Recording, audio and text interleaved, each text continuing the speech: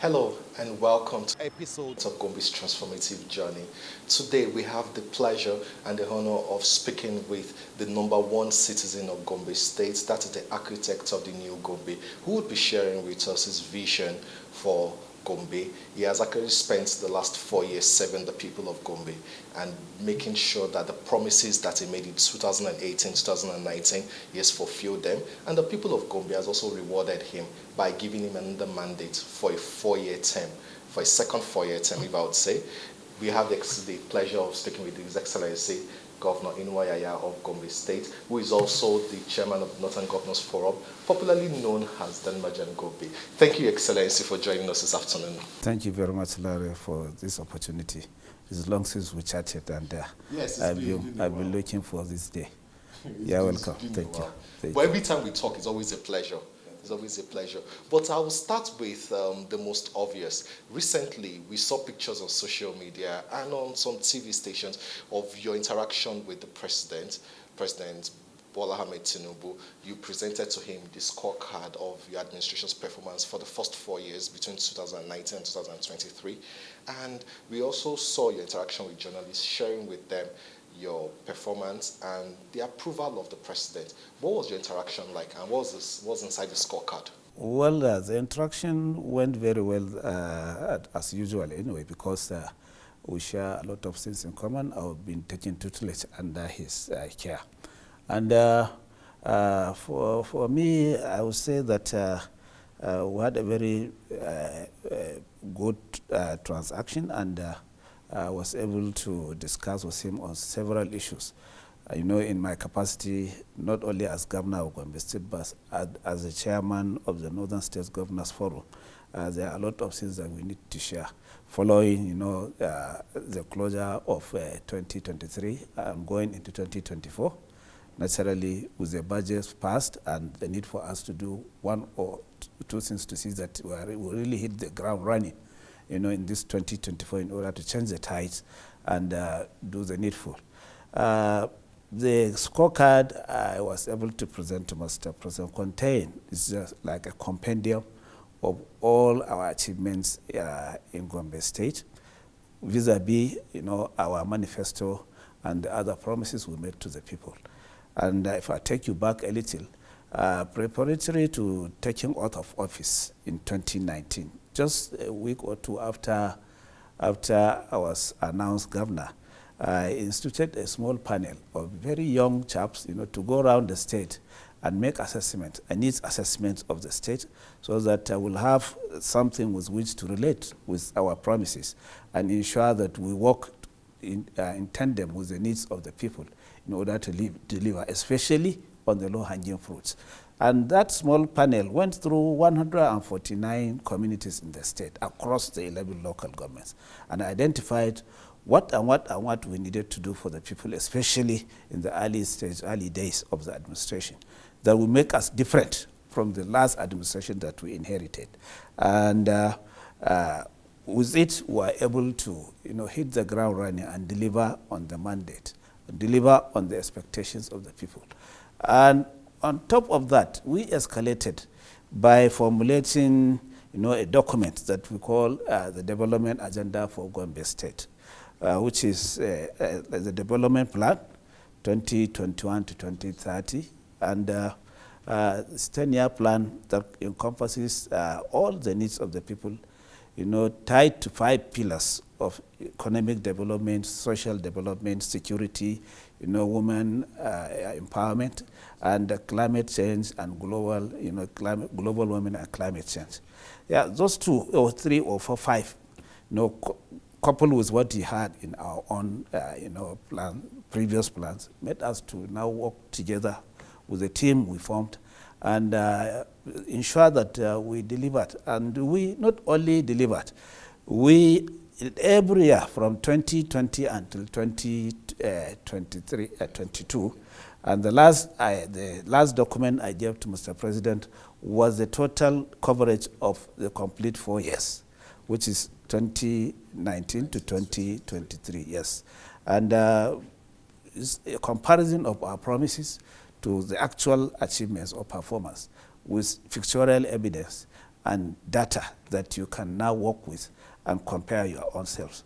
And I believe the president was very happy seeing it, and he in fact applauded us that we were able to achieve that much, and that with the renewed hope agenda of Mr. President and our great party, I believe we will do better in this second term that we're in. Speaking about renewed hope and the agenda of Mr. President, just a few days ago, you flagged off the 2024 distribution of palliatives in Gombe. 90,000 persons to benefit from it. We saw it right in the center of Gombe, in front of the Emir's Palace. What's the vision behind this? Because many people have even forgotten about palliative. Many people have moved on, and maybe they would already just say, well, we are left with our suffering. But it seems like your government has a continuous ambition to make sure that you reduce the impact of the fuel subsidy removal on the people. Well, the main purpose of government is for it to provide, security of lives and property, and equally to support the well-being and welfare of the people, and ensure that the needful is done, and that everybody is having a pinch of the democratic dividends that we are supposed to deliver. And going through so many situations, I take you back to 2020 with COVID-19. We had to do a lot of interventions, and then coming up to this year with the advent of, around May, June. In fact, precisely May 29 is when the pronouncement was made for the withdrawal of subsidy. Yes, a lot of things change, the dynamics change, and the need for us to keep track with whatever we're able to do in order to alleviate the suffering of the people arose. So I think those two joined together, plus the need for us to get focused without touching the people's lives directly. There is no way that they will all fall in line and follow the democratic process in ensuring good governance and service delivery to the people. At the presentation of the palliative, I couldn't but notice that you insisted that the committee should ensure that the most vulnerable are focused on. That's the physically challenged, the aged, and those that seems to be living in the interior. Do you have a system in place to monitor this? And what was why did you insist on that? Well, I insisted on that because they are abound everywhere. The needy are abound everywhere, especially, with the nature of our social setting. The economic meltdown has really, weighed a lot of people down, especially the downtrodden. That was why I insisted. And they are everywhere. They are everywhere, especially within the aged, as you said, within widows, within maybe those that are disabled, those that are incapacitated and cannot attend anything. Not only that, we decided to get to the units level, because since they are everywhere, and with the structure we have on ground, even going through the social register, that we're supposed to cover the vulnerable across the society.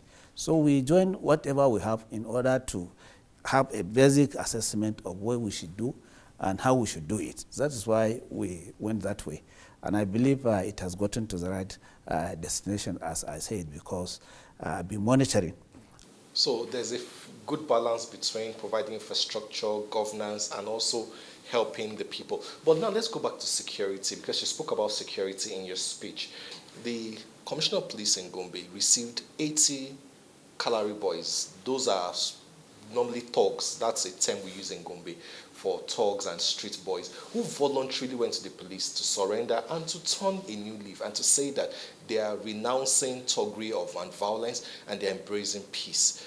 What was the strategy that your government deployed to ensure that these boys are turning a new leaf and Gombe is no longer known as the home of thugs in the Northeast? Yes, that had been part of the fundamental things that we tried to address from day one.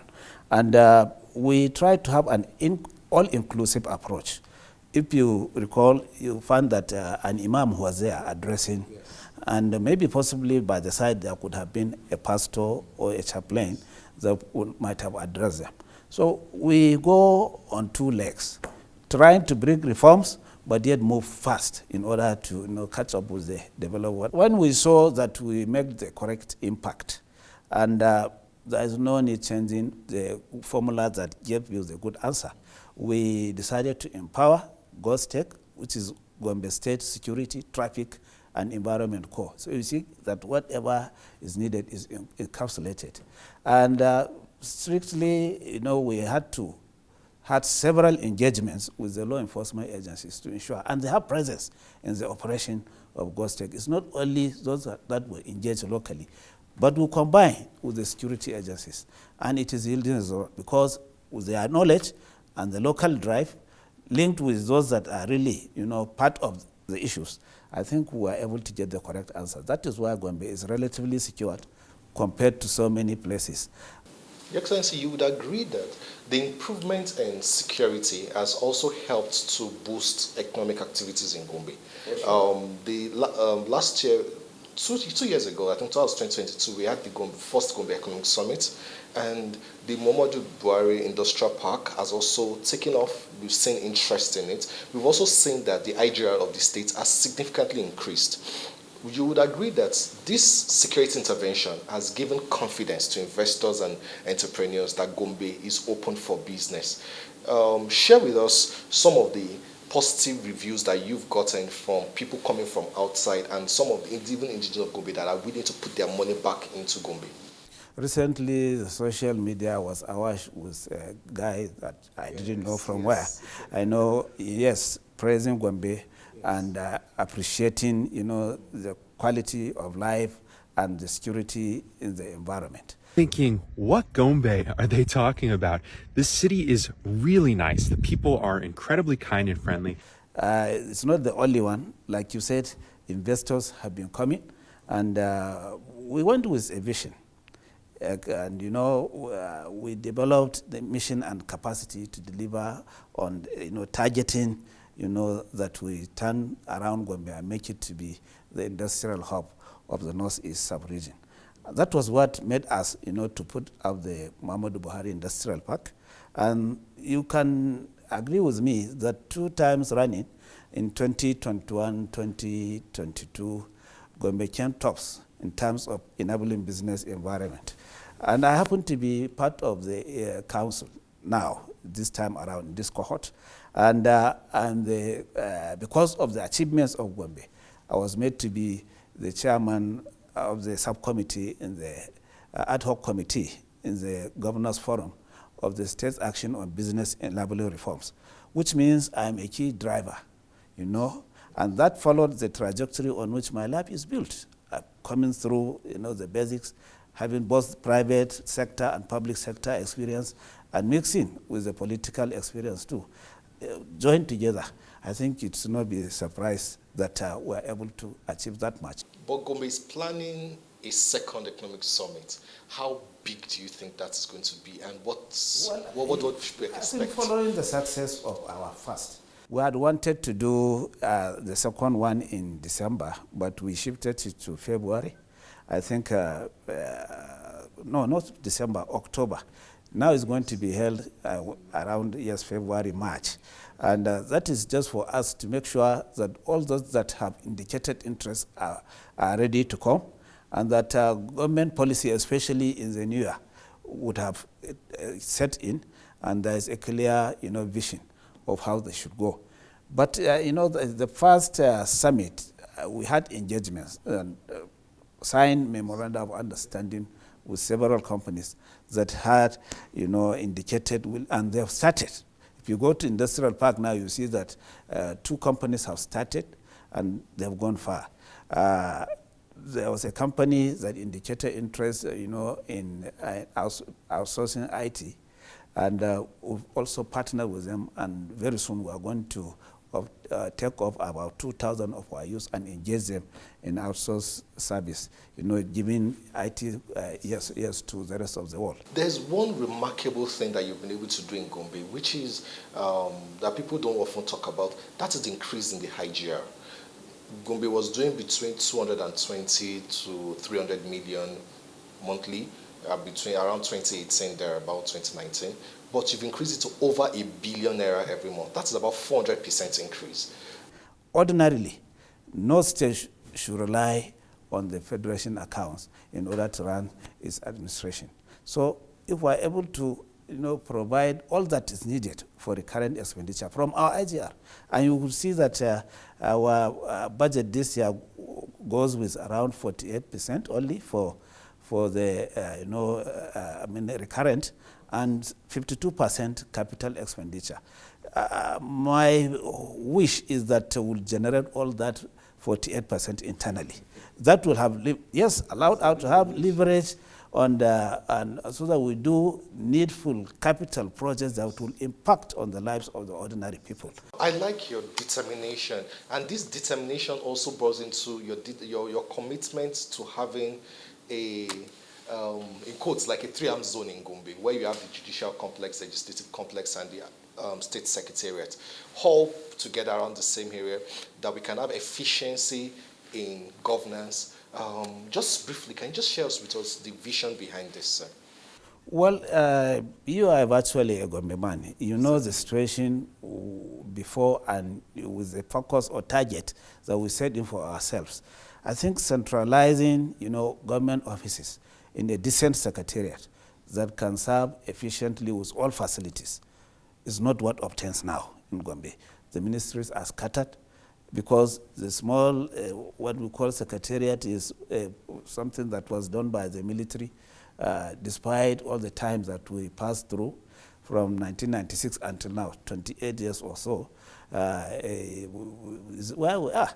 And so many agencies and departments of government have sprung up, and they are all scattered within neighborhoods of people. In fact, if you go to Gombe now, you see that courts and offices are shared within residential houses of the people. And that doesn't all go well, because you won't have control and you cannot monitor efficiently. So also the House of Assembly. You go and see, it's not a decent structure. For democracy to thrive, there is need for us to have the structures. Both the judiciary, the legislature, and the executive need to have very functional and sound structures, both in terms of facilities and in terms of content and quality of staffing, so that everybody will move together, and it's together that we win the battle. So doing that, I think, is what is needed right now, because if you defer doing it until another day, it may even get worse. If you had done it before, would have saved some cost. It's important that we also speak about the committee that you set up to supervise grazing reserves, forest reserves, and to also prevent clashes between farmer and herders in Gombe. And they've done a good job. I remember I went with them with some of their inspection of grazing and forest reserves, their interaction with stakeholders and co. And we've had a pretty calm season, at least this last planting season and this harvest in Gombe. Is this a template that other states in Nigeria can borrow from? Yes, I believe, especially in the north. 75–80% of our people are peasant farmers and engaged in either livestock or crop production. A good chunk of those percentage, that's those 80%, live, the livelihoods completely is on livestock. And there are even those that are coming in because of the ECOWAS protocol, from our neighboring countries, looking for greener pasture. Governments before have failed, in providing facilities for the livestock farmers.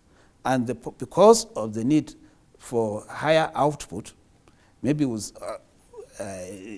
on a wider grounds, or need to provide shelter because of the numbers that have increased, a lot of encroachment has been made on both cattle routes, livestock, cattle routes, we call them brutally and labi in Hausa, but cattle routes, a lot of them have been vandalized to the extent that they got amiss. And two, grazing reserves and forest reserves, too, have been encroached. In Gombe alone, by history, we have around 68 established grazing reserves and forest reserves. And by 1928, there was already a grazing reserve in Gombe State. But as of today, none of them ever, survived to the extent that it is intact, 100%. Meaning there is both illegal and encroachments and settlements. And those people that I mentioned earlier, meaning the herders, live 100% on this livestock. So they must move. And along the line, if they encroach on a farm, it results into farmers-herders clash. Mind you, even on the road shoulders now, you can see that because there is no law and order, some people produce the farm up to the shoulders. Yes, so why else do you expect the rearers to carry their cattle to? And they must leave. They are Nigerians. We have that right. They have that right, and it's our responsibility, to give them protection and ensure that they also thrive. And in fact, they thrive well. That is why when I realized the extent to which there is all these encroachments and is continuously causing problem, I constituted that committee.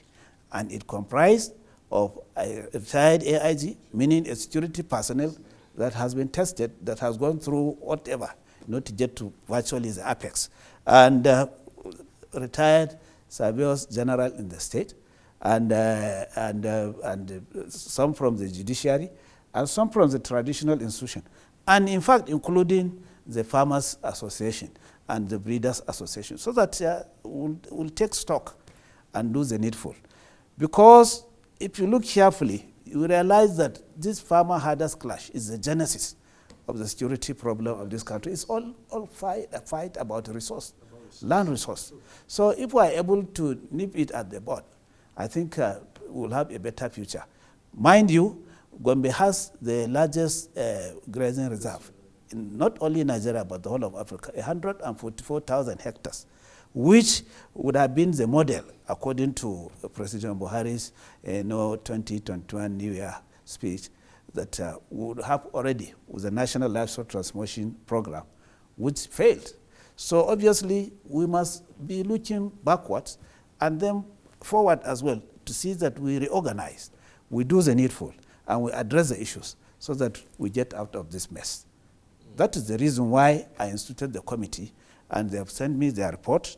We review it in the council, and I've told them to the hearing of everybody that whatever their finding is, I will make sure we try to implement.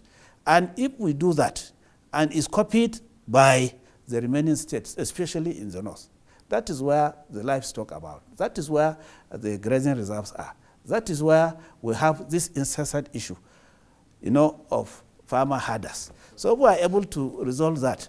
This, banditry and rustling and kidnap for ransom would not have been there at all. So we need to expand, because if I do it in Gombe and it is not done in Taraba or Adama or Bauchi or Yobe, which surround me, yes, it will, yes. And from there on, it will pass to another place. Taraba, you get to Benue and eventually cross River State. If you go southwards or eastwards, it's the same thing. If you eastwards, we have Borno, except if you are going to cross and get to Lake Chad, despite the security challenge and insurgency there. How do they go? So elsewhere, we need to work together. There's need for synergy across the states. There's need for synergy between the states and the federal government. If at all we are working for the people of Nigeria, we must have that understanding. Now we have 3 years and about 5 months left until your final term. How would your legacy be remembered? Already in infrastructure, it's there. You've written your name to a large extent in gold. But how would you want to be remembered? When I came in, I made a pledge that by the grace of God, by the time I finished my term as governor, I would have left a better Gombe than what I found. And that is the target. So whatever we're doing across all sectors is for us to make sure that we deliver on the needs of the people better than it was done for them before, and put the state on the right track to ensure that whoever comes in, will do better than my own self. That is the only way we can change the tide and improve on the people and deliver on the democratic expectations of Nigerians. So I'll do my best, and I pray that God Almighty will see us through and give us a good successor that will carry on with this, especially, with a clear development plan that we set out to achieve, and with the focus of the reform. We went on 2 legs, both reformatory, and activity, joined together, so that we do reform, but yet we move fast and catch up with the rest of the developed society. So if at the end of the day, my epitaphs is that I came, I saw, and I conquered, I will be happy. Thank you very much, Your Excellency. That's a good place to wrap this interview up. Apparently, we couldn't touch a whole lot of areas that should have been good for us to highlight. But I'm sure we would have more opportunities. It's been a pleasure. So thank you very much for watching this episode of Gombe's Transformative Journey. It's been an interesting conversation with His Excellency, the Executive Governor of Gombe State, Dan Maja Gombe. People actually funnily call him Inuwa Gidangida. For those who don't understand Hausa, it's more of loosely translated that every household loves him. In every household, his name is known all over Gombe and now all over Nigeria. Thank you so much for watching this episode. I am Lanre Adeyemi.